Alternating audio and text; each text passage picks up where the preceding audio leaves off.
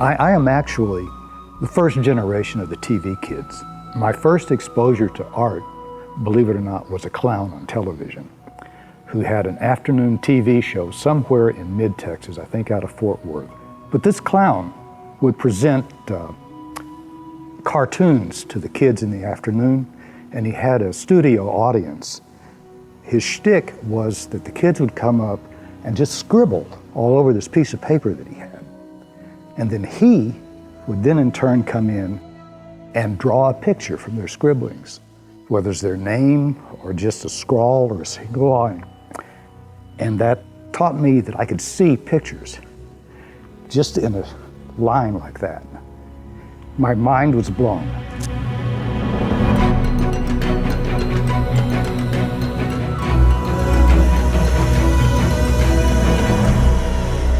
My name is Jerry Sutton. I am primarily a painter. I've been painting for as long as I could find color to smear when I was a small kid, so it's been a while. When I first became aware of the Trail of Tears art show, it was right after I got out of the Army back in '74. Going to school here, and I was more peripherally aware of it than really knowing what was going on. A few years later, living in Dallas, I met a Cherokee gallery owner named Ed Hummingbird, and I began to work with his gallery. And he encouraged me to enter something in the Trail of Tears show. So I did. I thought I was really big stuff. So I think that was 1996, the year that Dan Horsechief won the grand award for Going Snacks Trail. Well, I knew instantly my game had a whole lot of upping to do, because the quality of the artwork that I saw at that show in the Trail of Tears just reset my whole paradigm. But the artwork every year just gets better and better and better. And I am so excited to see all the young artists that we have here that are just doing mind-blowing work.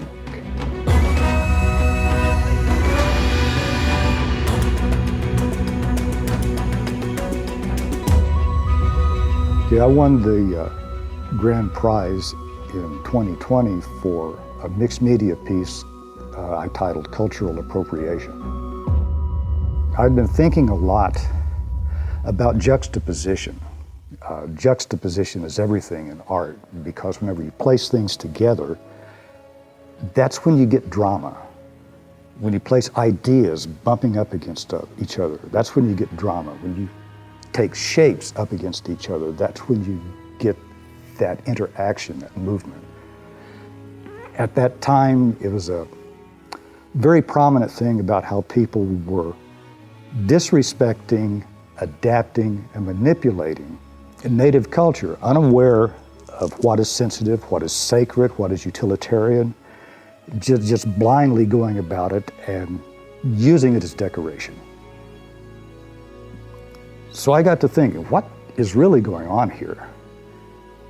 And I started seeing David as a Mississippian hunter. And it just fell into place, where you've got this rich heritage. Why do you need to grab this one? But at the same time, it's cross-cultural.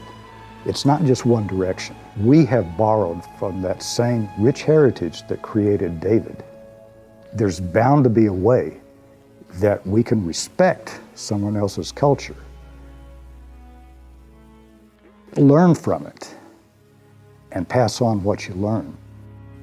To have, a piece of work that I do acknowledged on that level is, well, I'm not used to that. So it was humbling to be in the same company as the people that have won that before. Roy Boney, I mentioned Dan, Bill Glass Jr. These are giants, and these are the giants among us, and we're lucky that we can see what they're doing.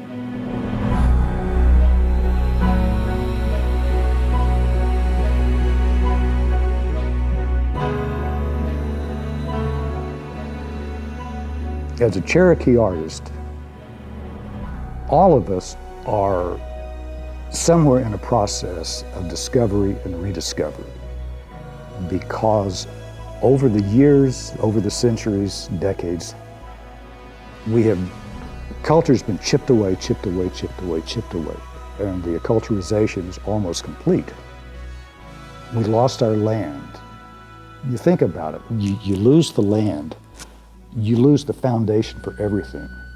You lose the stories about where your great uncle Rocky ran into that gigantic carp that just about took his foot off.